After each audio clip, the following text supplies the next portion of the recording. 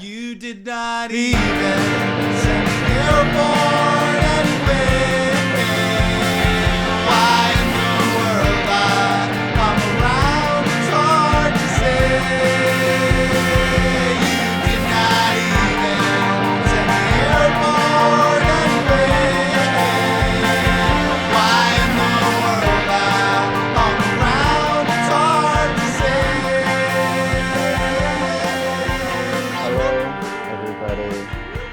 It is my pleasure to introduce, I think it's episode 15 of Reading 15. Fanfiction with Teddy and Peter. XV. It's 15 in Oh, Roman numerals. that's always looked handsome. Yeah, XV. yeah. I mean, if you don't have any eyes in it, it's handsome, I think. Yeah. And anyway, and it's a double pleasure because I get to change the title again because it's not just Reading Fanfiction with Teddy and Peter, but we have joining us, setting a new record for most appearances in Reading Fanfiction with Teddy and Peter. It's Sarah.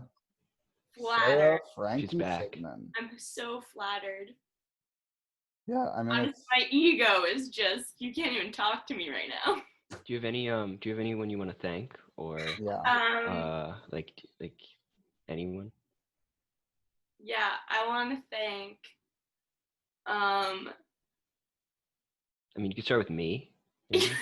yeah, I want to thank, I would be a good Peter. person to thank Thanks, after that. Yeah. And yeah, I then, think Ted would be good, yeah. secondly, I would like to thank Ted. Nice. Okay, and I think that's a good list. Thirdly, just One Direction. Oh, okay. Yeah, no, that's Not Okay, what this okay. episode's about, but like generally it's why. We'll tag them. yeah. I mean, Yeah. If they see yeah. that. And so I sent a Guinness Book of World Records photographer to your house, so they'll be knocking at some point. How do you have my We'll address? edit- Super yeah. creepy of you. Yeah, well, I do all sorts of research for this podcast, as the viewers and We kind of narboarded you and got your address. yeah, and I sent you some records you might like. So Thank with you. the photographer. Anyway, so this is a very exciting episode because we knew we'd always want Sarah back on, but we weren't quite anticipating it being so soon. But it just so passed that I forget exactly how it came up, but in the group chat that we created for organizing these podcasts. Anyway, I at some point we just I think Sarah, you shared the story of the K-pop / TikTok teens selling out the seats at the Trump rally in Tulsa. I think that was June 20th. An incredible feat, a beautiful act of resistance. Yeah, that was such a long time ago. Yeah, and but you sent that, and I think you probably then said something about how the idea of fans and activism, or any sort of kind of like but yeah, that's fans and their interaction with activism, and so after that we're like, yes, we should do that. And then and then we kept sending links back and forth as the world developed, and we and so in this episode we're just gonna so first of all, since this episode is primarily about the K-pop fan army, I feel like it is appropriate to call them the farmy. yeah. But since it's primarily about them, and I mean, and we're gonna start. Sarah, you found a great short little fic that will act as a good introduction to each of the members of one of the many popular K-pop groups, but the one known as BTS. I'd say it's the most popular. Is it? I'd say okay. So the most popular.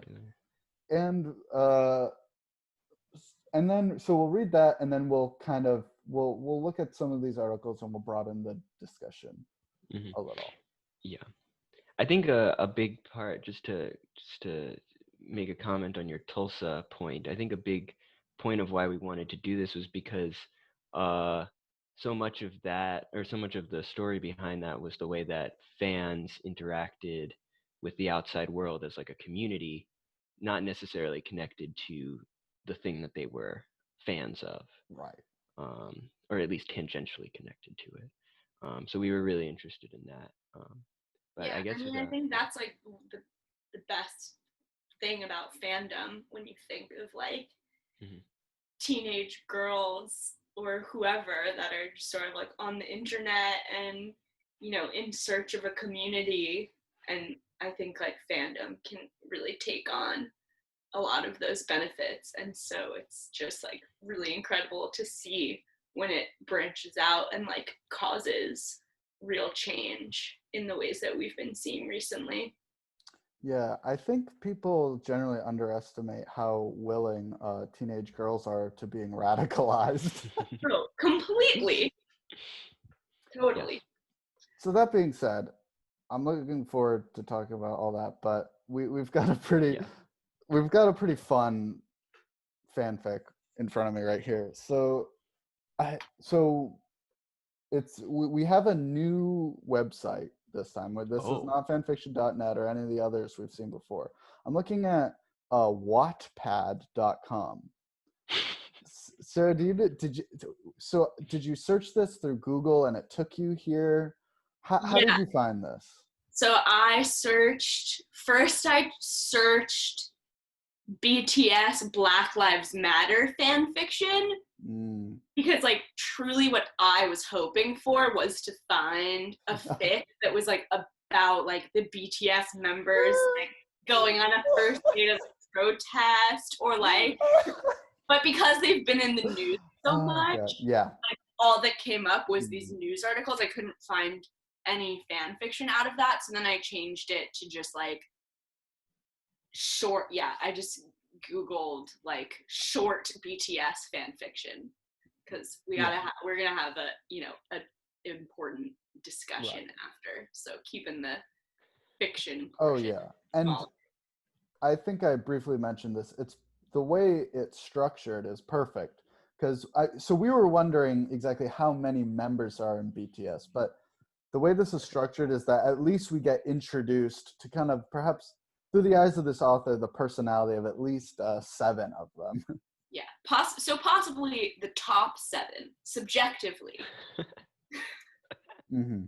The cream of the crop of BTS. So on Wattpad, so I don't know if this is a dedicated BTS site, but it's general. It's yeah. not definitely general. Okay, so yeah, and we'll have it linked in the description per usual, but it says, I'm looking at an image that says, you are reading BTS short stories, parentheses, smuts and more, 18 plus. I don't see the word smut ever outside of fan fiction. Well, hello there. I know a lot of you probably know me from my YouTube channel. Nope. I don't know how to, Minto. I am focusing so much on my YouTube channel. I always forget posting something here. But now all of my creative juices are flowing. Okay, ignore that perv, and then it ends. I don't like the word juices so close to the word smut. I mean, the author does acknowledge that. That's a good point, but it's still disconcerting. Yeah, I last night before this, I followed through to this person's YouTube channel. Yeah. And I'll link this in the description. But this Mintho person, it was videos imagining each BTS member's reaction to their girlfriend, which is hypothetically the viewer in this situation, to them getting their period. What? Yeah, I sent this in the Facebook group chat we have. Was it all like? Wait, I Facebook missed that. PM. Was it all like reassuring? Oh yeah, like they're all very nice that's- about it.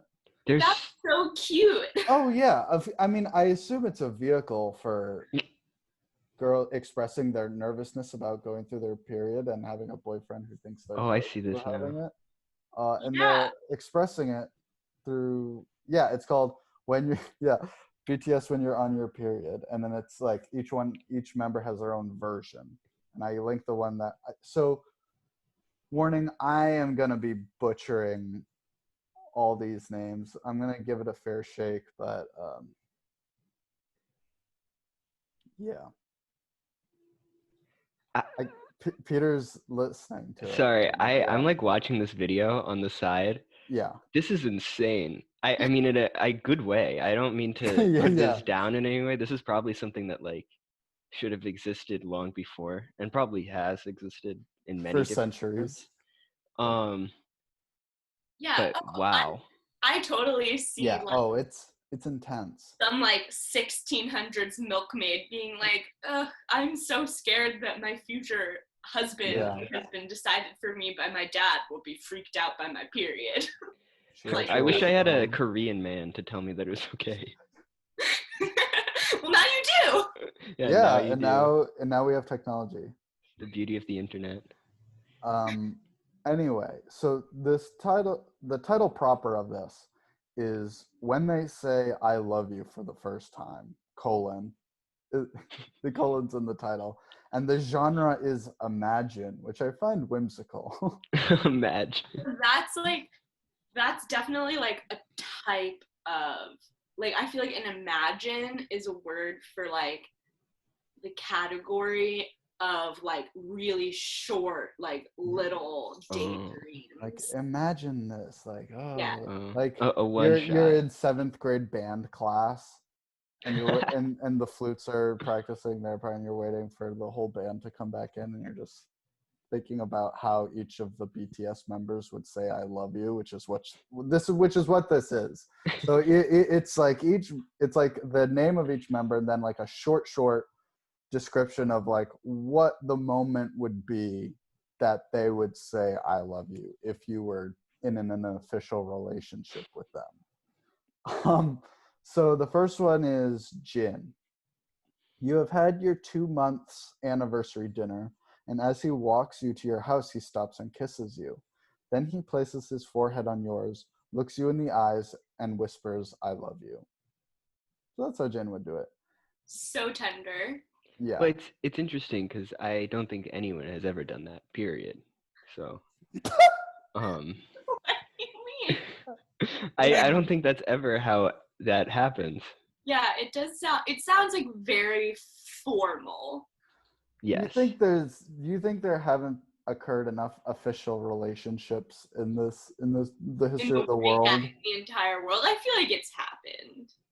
Where if that someone is happened to just me- so corny that they do it that way. They decide and they do it. If that happened to me, I'd be like pissed. But I probably know. I know that I would. No, you wouldn't. Thinking back now. Psyched.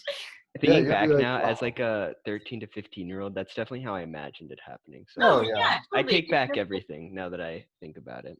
Like, it's so innocent and sweet. They like Yeah. go out to dinner because it's been 8 weeks, which is Yeah. like, I imagine Yeah. that the 2-month mark would be like, if you do a Google search of like, when is like the appropriate time to tell someone that you love them, you know? Yeah. Like, I feel like Yeah. Google That's would fair. shoot back like, 8 weeks. Yeah. It's a very guided. Yeah. It's very sweet. It's like Wiki Answers version of love. Yeah. So next we have Yoongi. Does that seem like a fair pronunciation? Yes. Everyone says yes. Okay. Yeah. You are playing Mario Kart together, and you Yes. it loses to him, and He's playing curses- Dry Bones. That's not very feminist.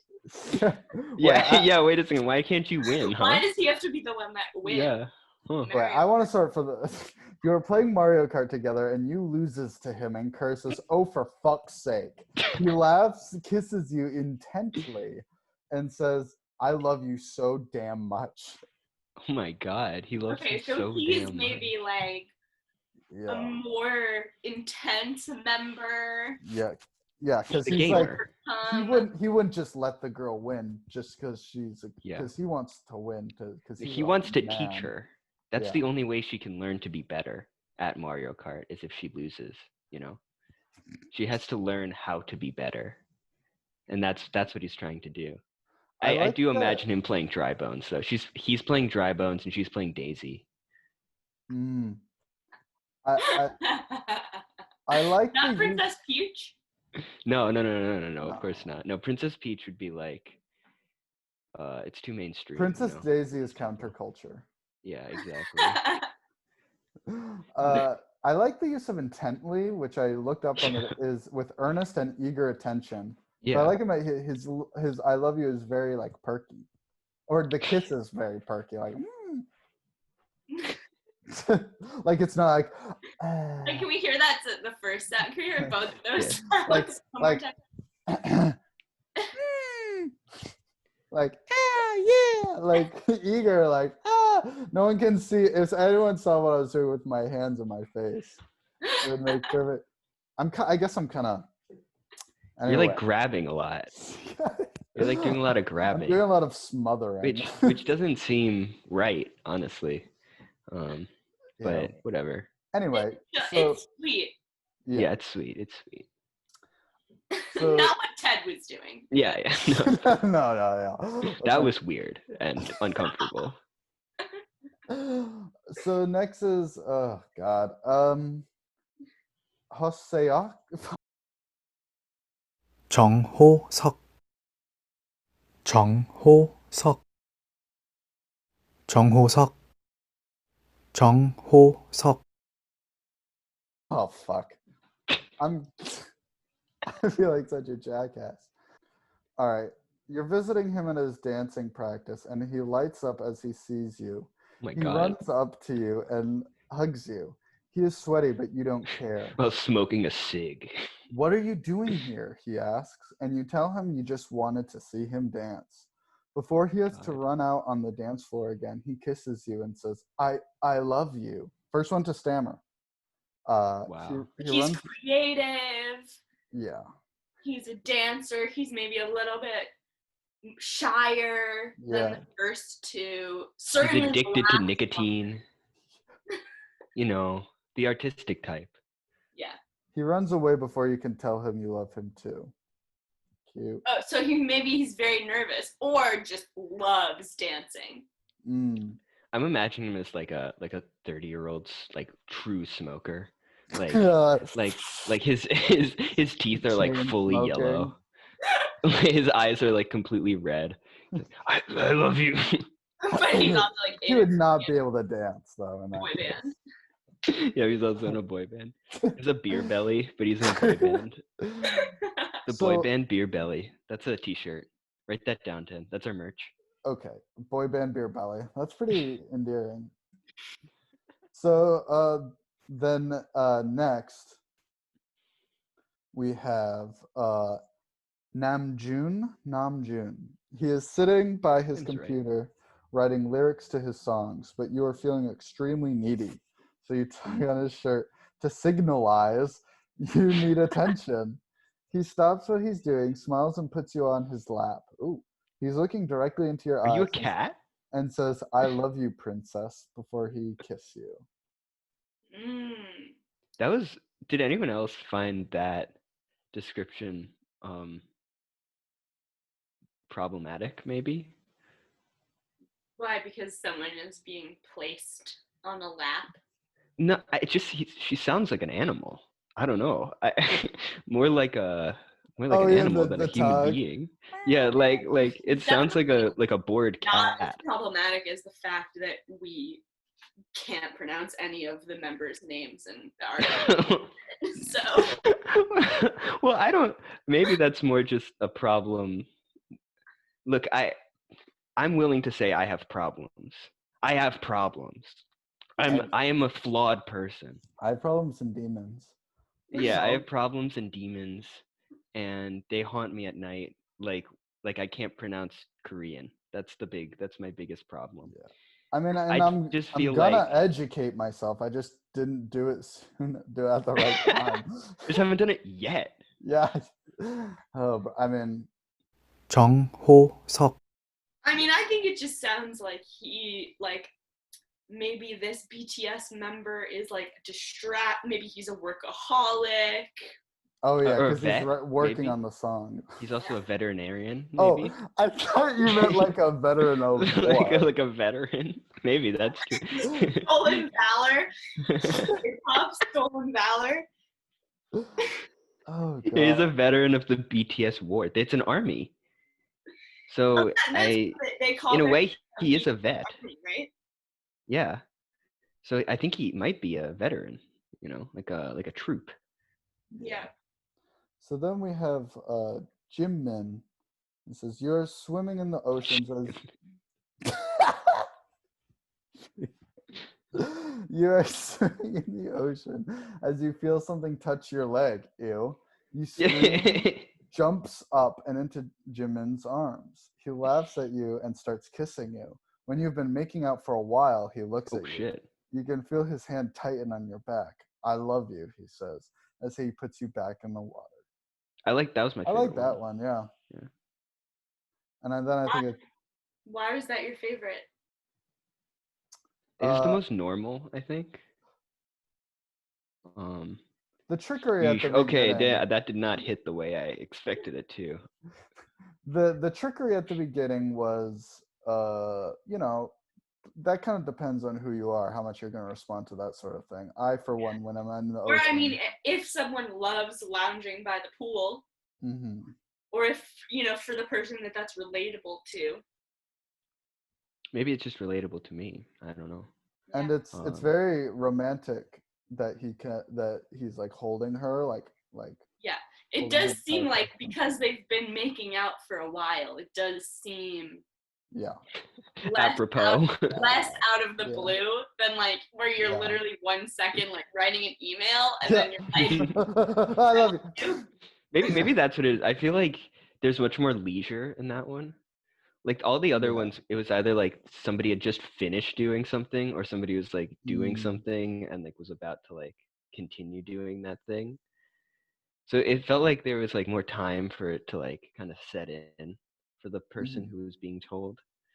Just seems more like not realistic, but like likable. It's easier I to don't know. imagine like this as a part of a greater context of like a day That's too. true. Like Yeah. they're out. It's it just feels like more like a snapshot than any They of had the other ones. oysters. They had oysters at the boardwalk. Yeah. They shared a popsicle maybe. Yeah. Sea salt. all very sexual foods. Yeah. Oh shit! I didn't even realize that. You're all right. require Damn. slurping. Yeah, that's true. I didn't even. Oysters are like Yeah, they're aphrodisiacs. I love oysters. Not for that reason. I think they just taste good. Anyway, so then we have Taehyung. He is driving you home after the movies. Suddenly you feel a tight grip on your thigh, and you look over at Oh him. no. He looks at you for a second, smiles, and then looks back at the road. I love you, he says calmly. and He's takes your hand. driving. Oh, yeah. I mean, at least he's not texting. That's true. So they've gone to the movie. Suddenly, always a lot of tight grips Yeah. in these stories, which, depends on whoever's how I imagine that I don't think it's always like a vice-like grip, but that's always what immediately like comes to mind. White knuckled. Yeah, like just like because like tight grip, but it's probably just more like like a firm squeeze. Yeah. But I feel but that's much I more mean, sexual too. the whole like imagining and like in fan fiction, it's like you're never gonna meet these people. So if you're gonna imagine it, it makes sense that it would be like they're touching you. Yeah. Yeah, no, that makes sense. I guess to me it's like I don't know, that one was interesting because I think that was the first one where it wasn't like prompted. Like it was kind of unexpected. Yeah, I like to imagine he was like he was probably like thinking about it in his head. Yeah. He was like, Yeah. he Also was like, seems more realistic than again the email one. I do think that the fact that he's driving is really funny though. It's like this one seems like he the most swerves out of the way. Like, is the most. It has the best compromise between like romance and realism, sort of. Because like I liked the ocean one, but it's very like Yeah. idyllic. But yeah, this that's is true. like I feel like they, Yeah, again, it's very normal. It's very like it's easily relatable. right. If someone lives, in a landlocked Mm-hmm. state or like If this is in Yeah. like Iowa, then Oh, the wait. one where the Oh. water is maybe not so Yeah, relatable. that's a good point. so I mean, I then- gotta imagine this person's from like California or something. I don't know why I said that, but I just have that a feeling. lot of people are there. Yeah, that's a good point. You mean like the people that are receiving the "I love you"? Yeah. They're like No, the I mean, writers. I mean, in the story, presumably they're Korean. Yeah, Because 100%. I guess I'm saying like the person who's writing it is Californian in my mind. Oh yeah, with like there's like a lot of driving and there's the Yeah. ocean. Yeah, and there's an Yeah. ocean, He, and it's like very on like the picturesque. computer, like the tech industry is Yeah. all Yeah. Good point. Good point. Wow. I think we Yeah, figured it out. lots We're gonna of dox driving. this person. There's yeah. even Mario Kart. Yeah, yeah, and the Anyway. Mario Kart. Yeah, good Anyway, point. that's stupid. So the last one is Jungkook, and then it's you two are bowling together, and it's your turn. Before you throw, you turn around and looks at him. Jungkook, please help me get good luck at this throw. I suck at bowling. He smiles and you turn around, and as you throw, you hear in the background, "I love you." I kinda like that one too. Yeah, that one's a nice one. I The like that grammar one. in this one was interesting. Bad, you mean? Yeah. Right, call a rose a rose. Yeah, and so this was February 21st, 2018, and there were a handful of comments. I mean, our discussion is basically going to be a comment to it. Yeah. So the first one was from Lorraine287, who says, "OMG, Jungkook, Yoongi, Jimin, and Namjoon. Ah!" And then, Oh, so that reader, connected with yeah. those ones. And then Maxon Lunar XD says, "OMG, these are so adorable." Sailor Mars Lover 999 Oh, perfect posted name. a bunch of emojis that I can't see on my desktop. And the pardon of Jungkook said, "Update." that was July 30th, 2019, which is like a year and a half after it's published. Update. And What then could possibly be updated? just more members maybe are on it. And then BTS Zara Lover says update. No. Well, I think that's like they want more. Yes. Yeah. I'm pretty sure though. So I'm looking at like the update BTS your wiki right now. portfolio, sort of. I'm pretty sure there are only 7 members. Oh, update the whole thing. Yeah. Like, And then lastly, Interesting. sorry, this. No, Oh, it's okay. so this was. So this BTS the update one was on June 12th last month, and then another one on June 17th last month. Jeez. Mayos Chin Yo Ja 19 says melting. Uh-oh. oh, So that's they a liked nice it too. compliment. Yeah, like yeah. I I like. hope they're okay. They're not melting. Haha. Like the Wicked Witch of the West. Yeah. Exactly. I like the vignettes for Yeah. the most part. This was a good one, and now I I feel wish like they were a little I longer, know- honestly. I wish there was more context to it. Maybe like I kind of like the first one where it's like you've been dating for 8 weeks, and now is That's time. true. Like a little bit of a setup. Yeah. But so that leads us right in to what to a current event. I'm looking at the New York Times article published June 21st. TikTok teens and K-pop stans say they sank Trump rally. Did a successful prank inflate attendance expectations for President Trump's rally in Tulsa, Oklahoma? By Taylor Lorenz, which Peter, Yeah, she was she's on. great. Yeah, She's on Yeah But Still. I saw and her because I went to the Yeah But Still show at the Bell House that she was at. oh I didn't yeah, meet her, but I saw her and I noticed that she was there. she's always great. when She's she great. goes She's on a there. great writer. She at that time she was working for the Atlantic, but between then Mhm. she went to the style pages for the New York Times. She's always writing about really cool things like this. So yeah, so it's Taylor Lorenz, Kellen Browning, and Shira Frankel, it seems. And so really the story here was they just the K-pop and TikTok people movement, they organized a thing where they just bought a ton of tickets out of that stadium and then Well, just so didn't go. So what it was, so I think it's a little bit, so the thing is, the way that these campaigns work is, or the campaign rallies work is you can't just buy the tickets. You have to tell the Republican convention that you want to go, and then they like set it up that way. And Mhm. so that's why when he was saying, all these things about, there are a million people that want to come or signed up to come, it was because these people had overbooked the sort of like RNC backlist of tickets. And so like they thought they had sold out the stadium, but they didn't even get anywhere close because I mean these people, I don't think they would want to go even if they could, but they also couldn't. Sorry, yeah, just an Yeah, important clarification. yeah.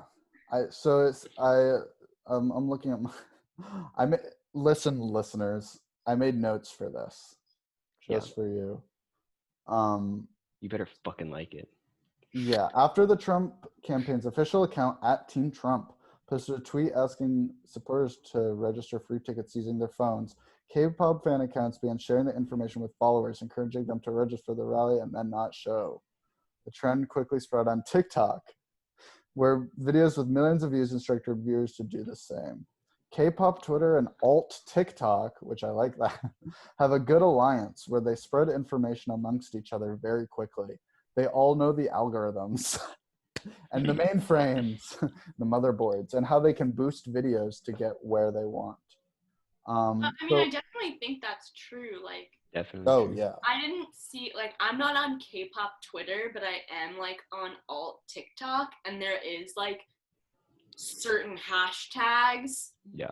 where, like, you can put, like, the most widely trending, like, most popular hashtags for that day or that week, but also along with, like, hashtag alt or, like, Well, I remember like there was on Twitter, there was like hashtag white power was trending. And I was like, what the fuck is this? And right, I yeah. clicked on it and it was just all K-pop. It was just like all various like GIFs Well, of that's what BTS. they yeah, talk it was about. I like mean, this is they're another taking example. over, like they took over a hashtag to Yeah, like yeah, exactly. drown out the horrible things that were, I'm sure, being Yeah. said. Yeah. Yeah, in the Which is article it genius. says, I mean, it's just like a amazing deplatforming. It's well, great.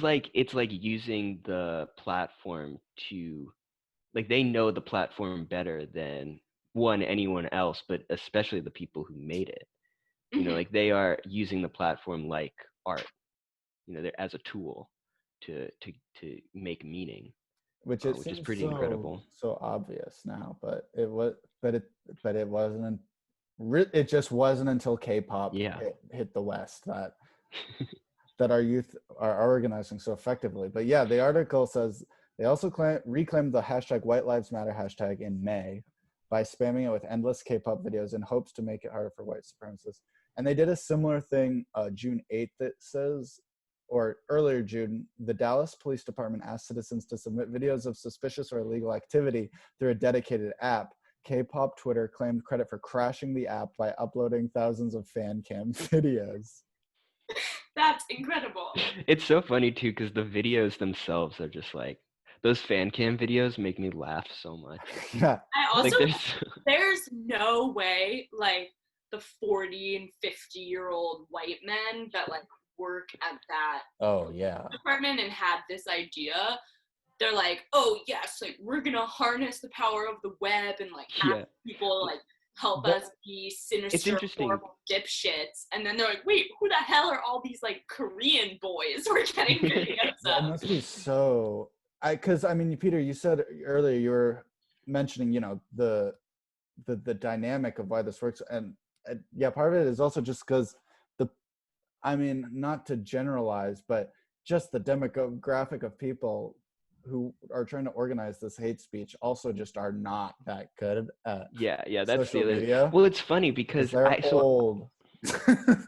I think that not to be ageist, because I'm not.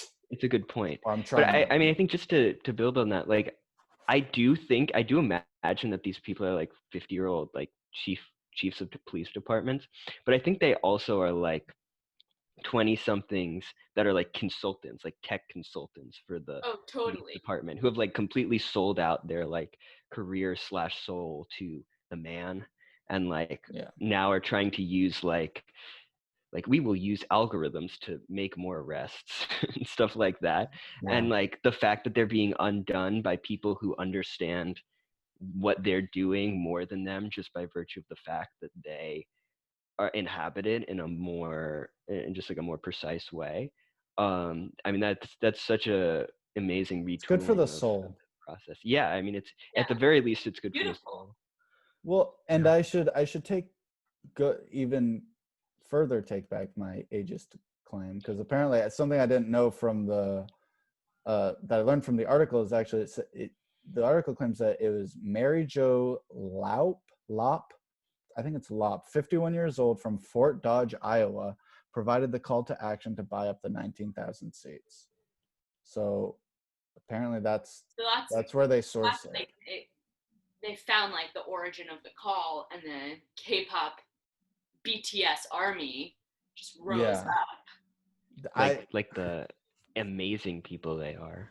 Yeah. So the article said she, that being Mary Jo Lop, been watching Black TikTok users express their frustration about Mr. Trump's hosting Israeli on Juneteenth, the holiday on June 19th. The rally was then later moved to June 20th. She, quote, vented, end quote, her own anger in a late night TikTok video. I like the fact that it's late at night factors into it. Yeah. Because it does. It really just does. Yeah. On June 11th, and provided a call to action. I recommend all of those of us that want to see this 19,000 seat auditorium barely filled or completely empty go reserve tickets now. Leave him standing there alone on the stage. And it really was. I mean, I don't Yeah. know if you guys saw the pictures of it. It was like it did embarrassing. happen. It was so embarrassing. Like that. In the like general admission part of like the floor seats, Yeah. like, did not even reach the end. Yeah. And there was also like supposed to be a like overflow speech. Like Trump was supposed to go outside after to address the crowd of people that they had assumed would be waiting there, and then there's just nobody there, and so they canceled it. Nice. Well,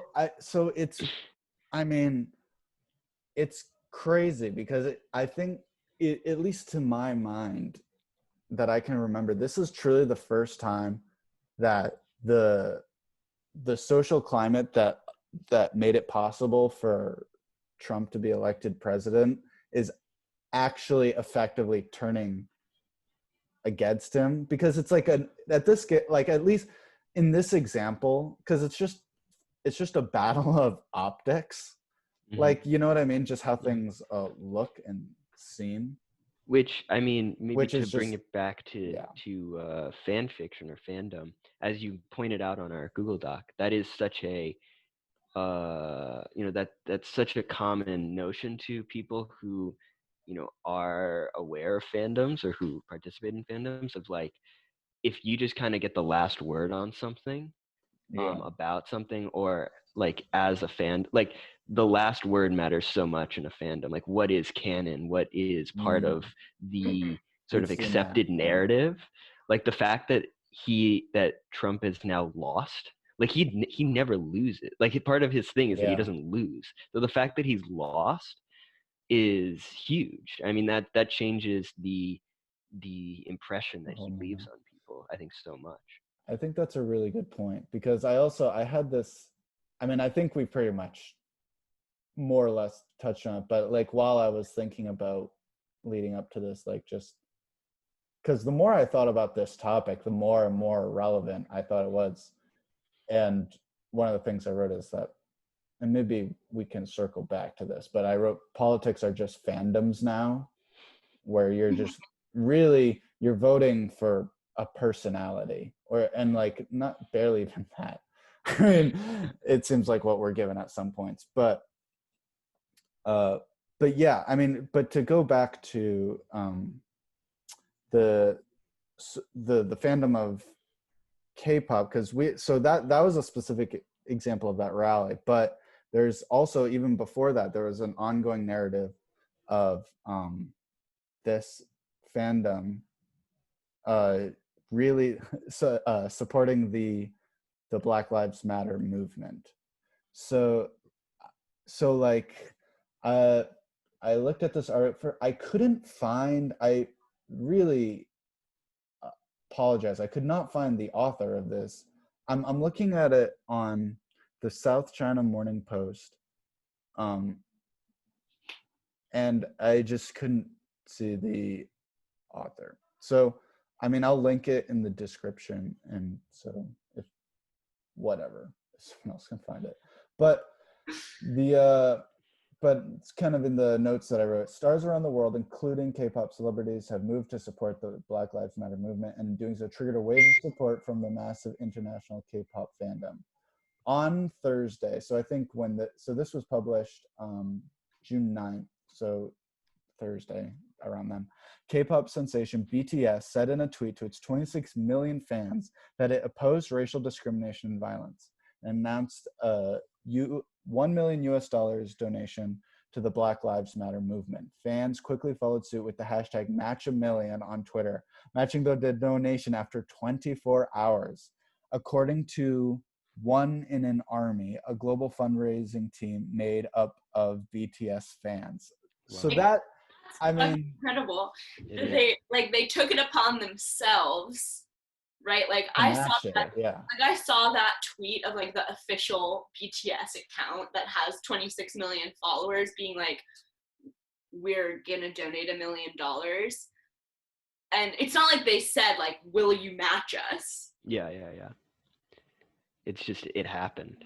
Yeah, which is just, yeah, Insane. and the fact I mean, and this is the first I've ever heard of there being a directly, like a fan created directly like affiliate, not like some weird outlier, but it seems like of the charity organization associated with BTS, which it's called One in an Army is Right. what it's called. Because they call themselves an army. Right. Importantly. And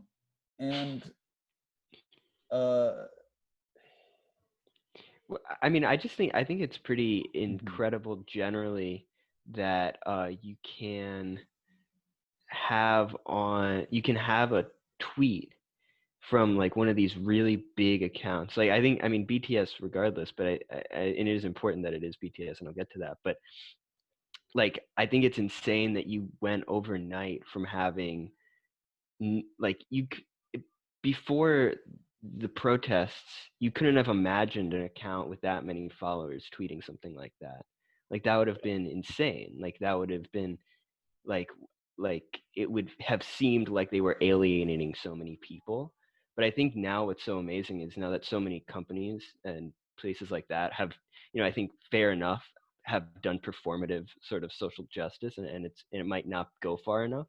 I think what is important is that people see that it's not alienating, that actually people really like this, and that they will support you if you support them. And I think that's a really like incredible notion to have now about that, like kind of upends what we kind of Yeah. thought capitalism was for the past like 40 years.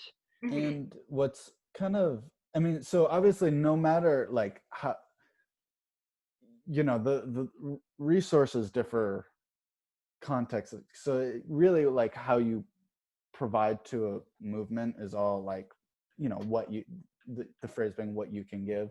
But like it is cool, just like they must have known that like I'm sure they didn't like, no one on that team, I'm sure they have like Yeah. dozens and dozens of people like who Like thought the about this. BTS marketing team. Yeah. Yeah.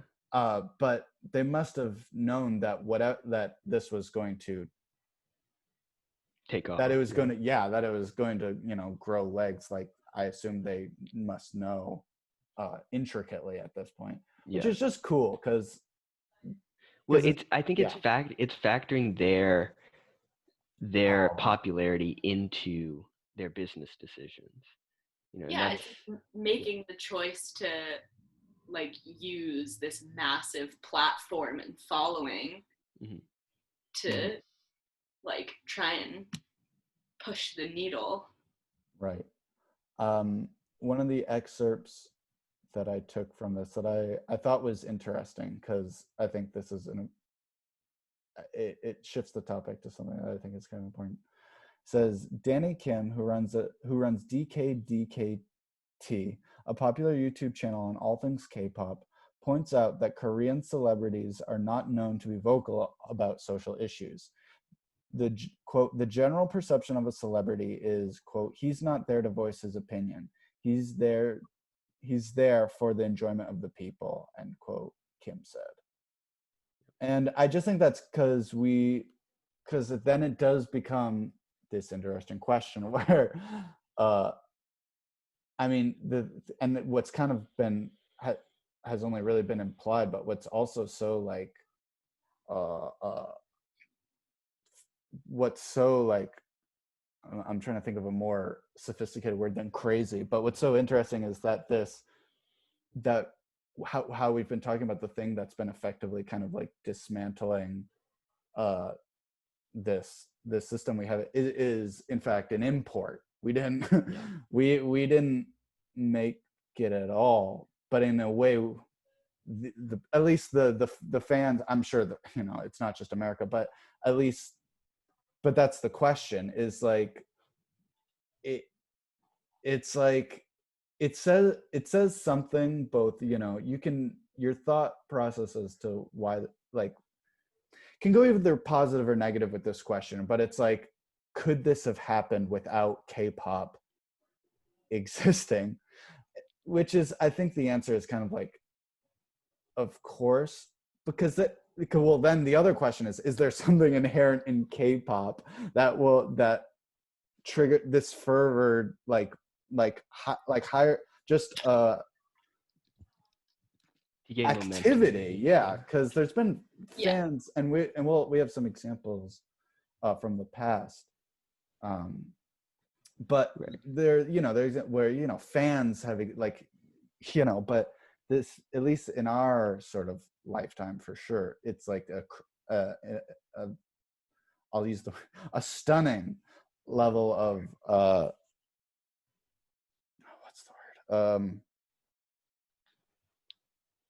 Like consolidation. yeah, like You're- solidarity among, and like Yeah. actually doing something. Like that's what's so hard, especially these days, Yeah. is to like Well- do something. Yeah. I mean, I think what's interesting is that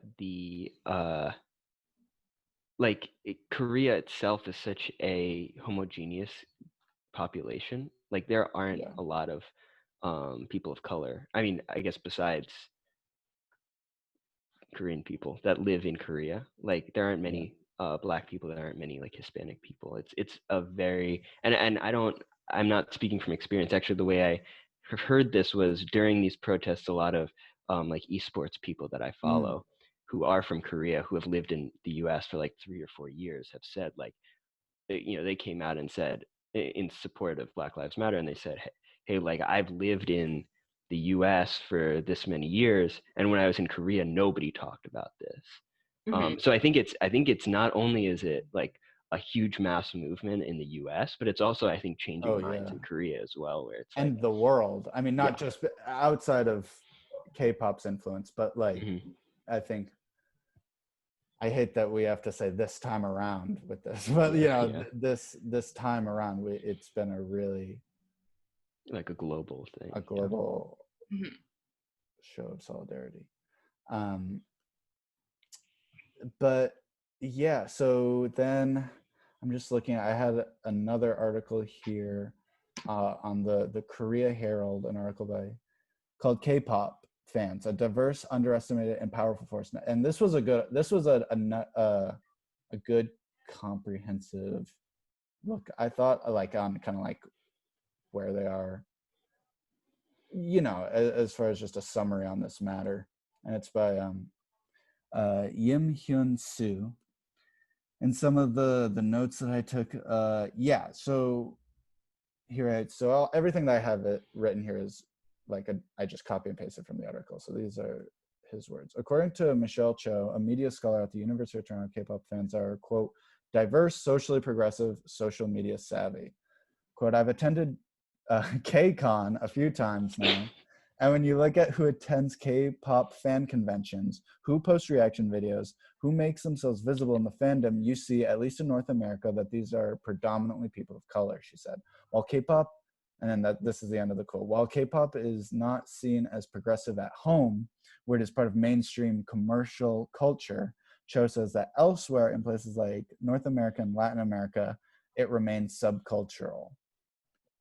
I thought that's another thing that seems like kind of like, no doubt, of course, K-pop is like the popular culture, but it was in it to, because again, it's just like, oh yeah, it isn't, because at this point, like now, at least right now, at beginning of July 2020, like it feels like the progressivism and radicalism are starting to be more inherently imbued or inherently kind of associated with K-pop and TikTok and well, I think something big is that it's, I think, really the first time in a long time, at least the first time, and I think a lot in my memory certainly, but I think in a lot of these people's memory, where the US is not culturally dominant, or like somewhere else is making something that people enjoy.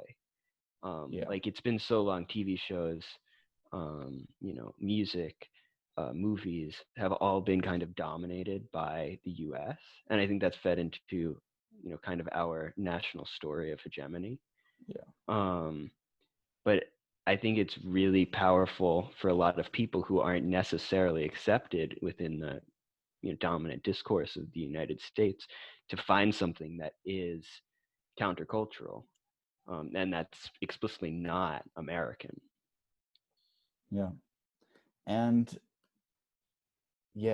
And so then there's another quote I have here.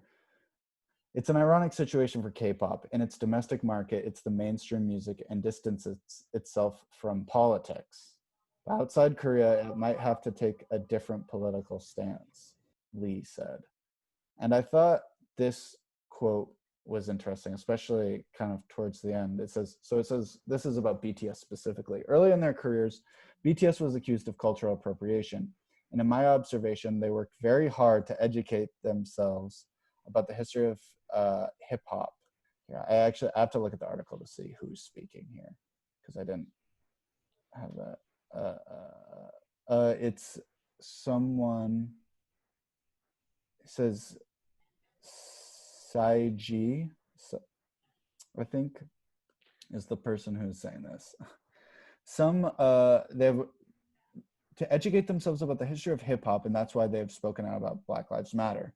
Some idols may not have done that background work, but BTS did it more than 5 years ago, so it was speaking out naturally. I don't think we can expect every artist to have an opinion on this issue, she said. So I think that last sentence is very interesting and relevant. I think what feeds into something else we were kind of thinking about.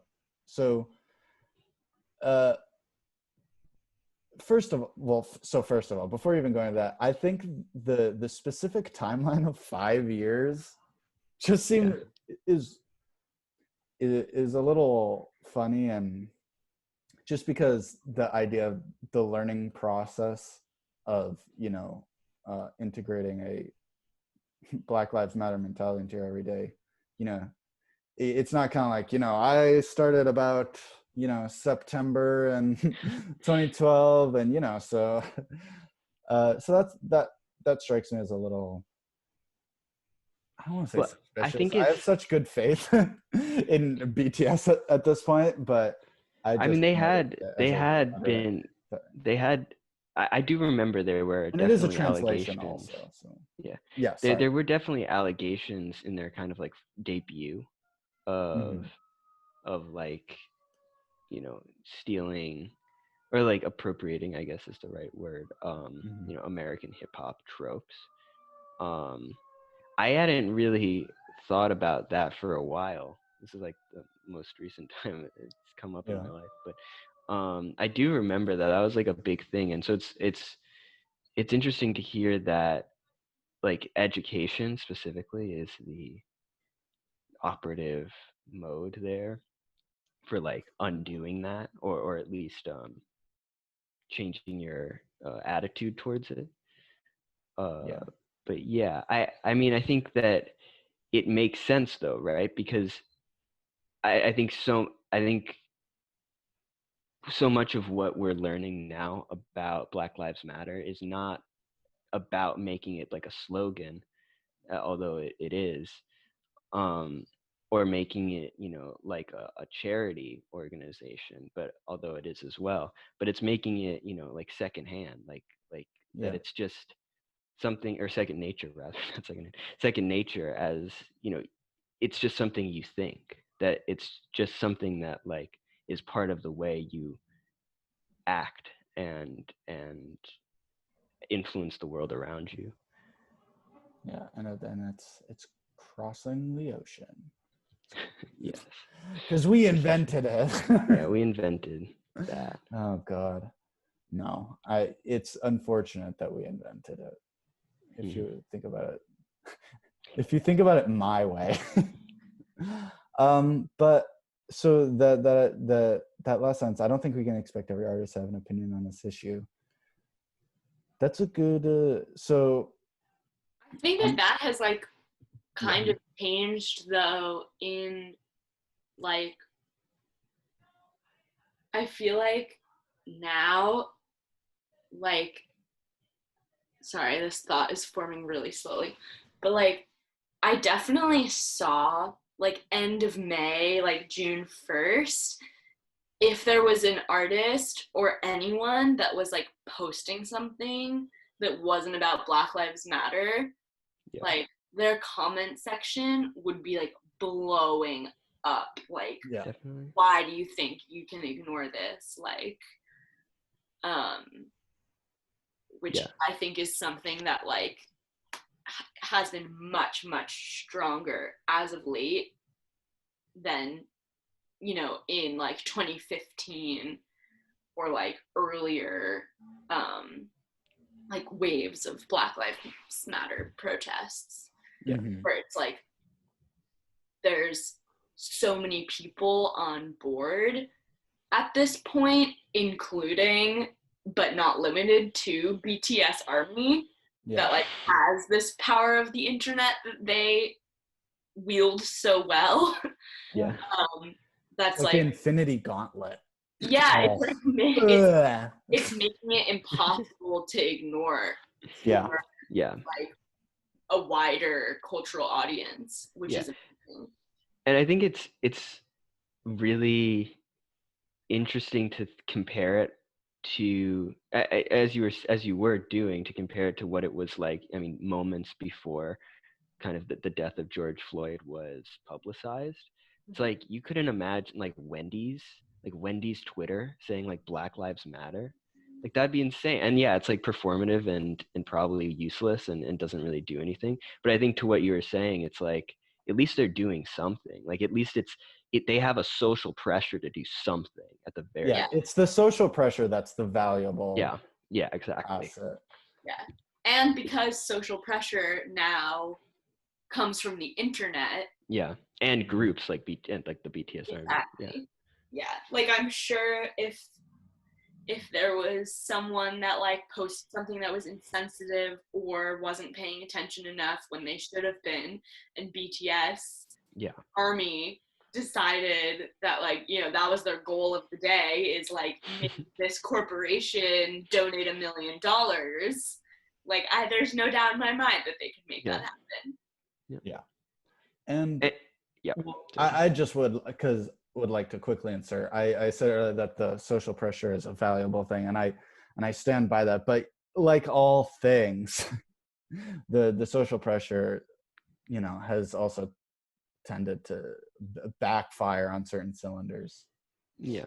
I mean, I think it's like cancel culture is something that is again like people saying that they don't like cancel culture is coming up.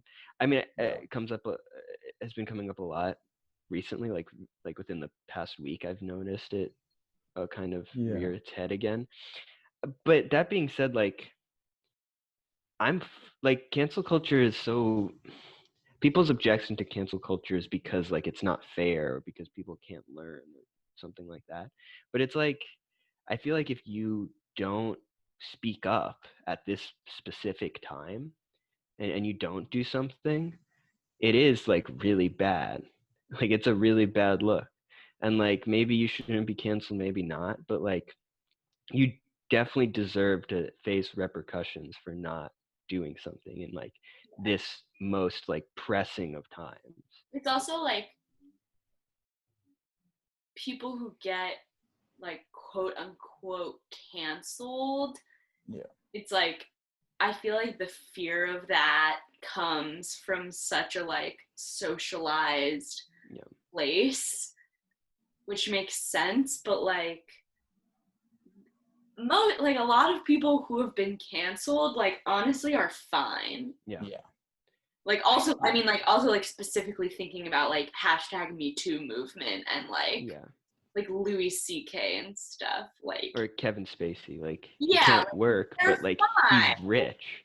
Yeah, like, he's literally rich. Like I don't really care.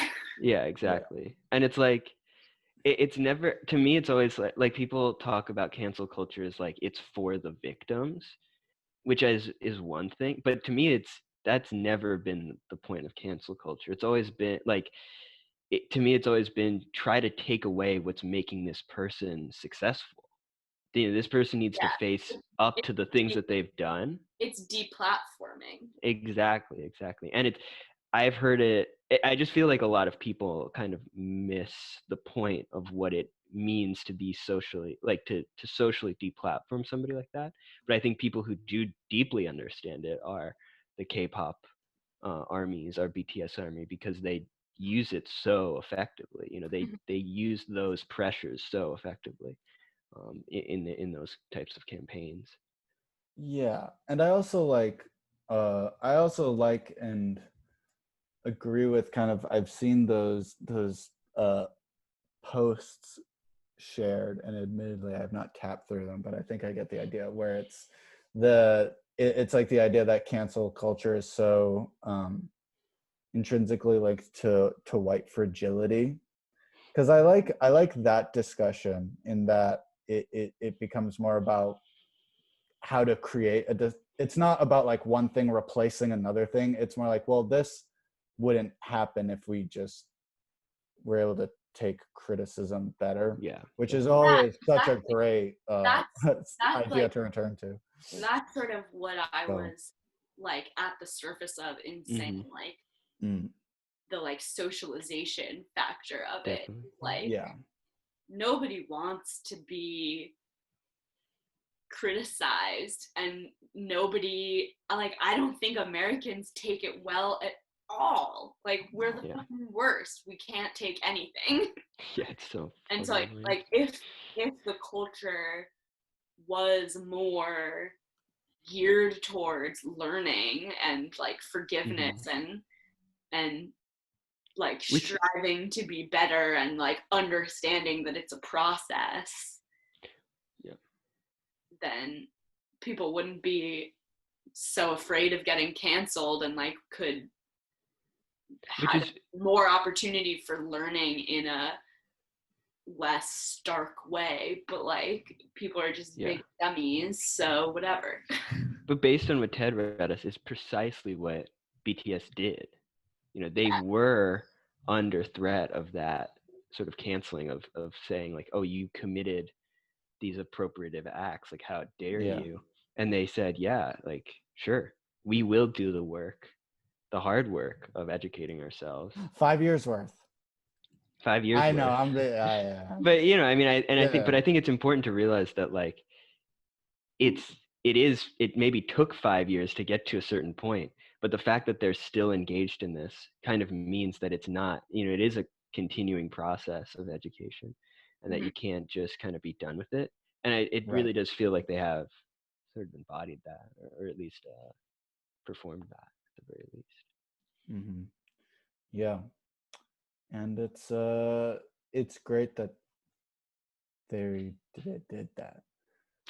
So I'm trying to Nice. No, that's important. That's big. It's No, nice well, that they did that about racism. No, I was trying to Teddy find a way Burns. to segue it into Into what? Into what? Just tell us. well, thinking because we were talking about the idea of the artist's responsibility to speak to politics. Yeah. And yeah, I'm always looking for an excuse to spout off about Bob Dylan these days, but I've been doing my continued research. I just watched that documentary No Direction Home, which was about like his come up and the transition to electric, like those like 3 years, like 63, 64, 65, 66 kind of. Which was kind of the documentary, the passage of time was marked by each of his appearances at the Newport Folk Festival, which by 1965, he was getting booed off the stage for the intertwined reason of with his move to start doing, so 1965 was Bring It All Back Home, which was like a combination of like his like regular like folk songs, and like then there was some electric, and then 66 was Highway 61, where he just went full electric. So between 65, that's the intrinsic outcry was the two idea was one, that he turned his back on a culture that like raised him, which was folk, but like along with even then folk implicitly is, you know, because people used his songs and held him up, and they showed just so many gross examples in which they did this, but they held him up as like this figure of progress, of like the morality of America, like the final word sort of, like I can't hyperbolize like these things, that like there's like a montage at some point of like all these people introducing him, and the ways they would describe him is like just that, where it's just on a platform. Yeah. And so people, that's an image of, because it's fun, because like the entire time he's saying, you know, I wrote what I wrote, and that's the, you know, that's he never, it didn't never seem like he was explaining, it's like, it's everybody's song, and what they mean, that's what it means. It just, he didn't want to speak to it at all, which it seems like what he was getting angry about a lot. But it's just a good, because feel like, because then, you know, his songs, like, I mean, like that whole Highway 61, I was just so dispirited and like angry, which is why I really like it. But it was just kind of like this whole, people were like, this isn't speaking to the current issue. It's not your ours, and you're not doing what we want you to do anymore. And just a quick end my idea, because there's a moment where in 1963 the Emergency Civil Liberties Committee awarded its annual Tom Paine Award to Bob Dylan for quote his contribution to the fight for civil liberties. Which that's the interesting point, because if you ask Bob Dylan, he wasn't doing anything, nothing for civil liberties. So it says, despite having not prepared one, Dylan gave a speech that evening, a controversial speech in which he expressed sympathy for Lee Harvey Oswald, the man who just 3 weeks previous had killed John F. Kennedy. Which Oh my God. I mean, That's amazing. that's a cancel today. Yeah, Can you imagine anyone saying, like, if any president was killed, that it is like, and like, you know, so I'm not gonna go I'll link this. Honestly, I think that's sick, and I feel the same. Yeah. If I was JFK, like straight up, I would have ducked. But so Okay, I won't go into so the speech is really interesting, and then he has this letter that he sent in and was published that is also very interesting. But the line that's most specific to fandoms is he writes in a paragraph, "I'm a writer." It's all in his. He writes it like in his voice, so it's like it. So I'm gonna. It says like, "I am a writer and not anda." So I'm a writer and a singer of the words I write. I am no speaker nor any politician, and my songs speak for me because I write them in the confinement of my own mind and have to cope with no one except my own self. I don't have to face anyone with them until long after they're done. No, I do not apologize for being me nor any part of me. And I think that's just a good, it really, it's the encapsulation of like, because, you know, that's always a good conversation about art is it always depends on the context, but it's always like, at what point do you look at someone based on what they've made and you're like, come on, like how can, now here's how I think I think as time passes and my understanding of the situation now and where I personally am, I think Bob Dylan's like his attitude towards that process that he was getting thrown, at least as far as being like politicized and like fetishized, I think is completely appropriate. I think he was probably the most like in that situation for the most part. Like I think, as far as my belief system goes, the most like ethical sort of like not perfect, but I'll use that word ethical again, that he just didn't want to be a spokesperson against his will, even if, you know, some evidence would show that he would like agree with that position. But XYZ, I've said my part. I think like another good example, which is something that we talked about, like that is a good example. No, don't give up. Heavy editing is going to be required, I think, in Sorry. this one. Sorry, Teddy Bear. You have to cut it out. Okay, so another example from the 60s that's awesome, that just shows like how the conviction of artists can like lead their fan base to like also want to do better, you would hope, is like in the 1960s when the Beatles refused to play a segregated show, I believe in Florida. Yes. And like that's awesome. And then another thing that I thought of that's like a little bit later but also in like a crucial moment of justice in the world is like how Paul Simon in the late 80s like went to apartheid South Africa to record Graceland, like with Ladysmith, Black Mambazo, and other South African and, you know, Zulu artists, and how like it's just just like returning to the idea of like a platform and like how much it matters what you do with it. And like, sorry, Peter, you go.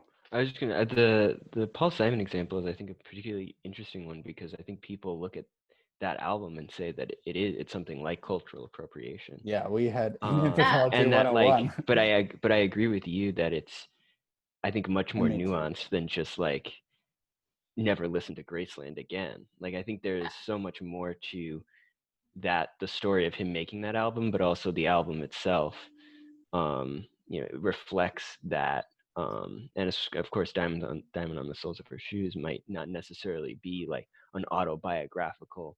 This is my experience with, classism, racism, etc., sexism, but it tells an amazing story about the way that people live their lives and the conditions that they're under. And I think to me that's the like last criterion of whether or not something should be viewed or listened to or watched or something like that or canceled or whatever. Is it good? Like, do you enjoy it? Like that should be the last thing to me. That should be the point. Yeah. Like that should be where it stops and ends. Because generally speaking, like stuff that's racist, stuff that's sexist, stuff that's classist should leave you uncomfortable and should leave you not liking it.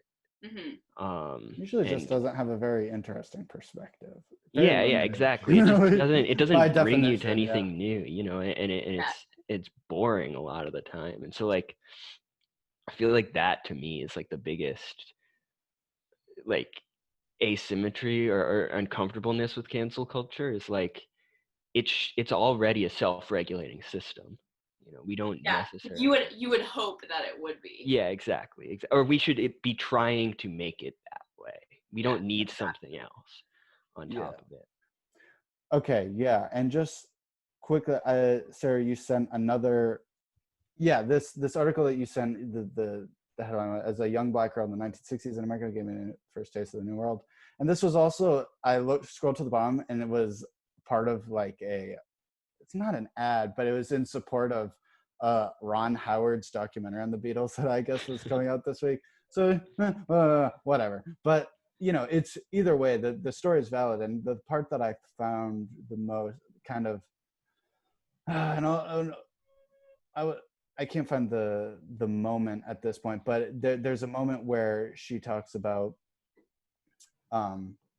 this Florida venue, was segregated, and they said they wouldn't play, so they unsegregated it so the Beatles would play. And she talks about that's where she found, I believe, if my memory is good, that's the first time she found other black people in her community who enjoyed the Beatles, which sounds like such like oh, you like the same, which sounds small, but like I probably whenever you think it connect, it must feel really good. So and that connection then is what makes an eventual BTS army. So the unsegregating and the finding of each other that fandoms provide is beautiful and good. We're a pro fandom podcast. Clear, yeah. So obviously this is such a big conversation, and we hope I'm sure it'll be all on all our minds amongst the trillion other things we have to keep on our minds in the coming lifetimes. But Sarah, thank you. So this was such a good idea. It was and it was a absolute blast to have you on again. I loved it. Yeah, I loved it. We laughed, we cried. Yeah. So many emotions were felt. We laughed, we cried, we edited.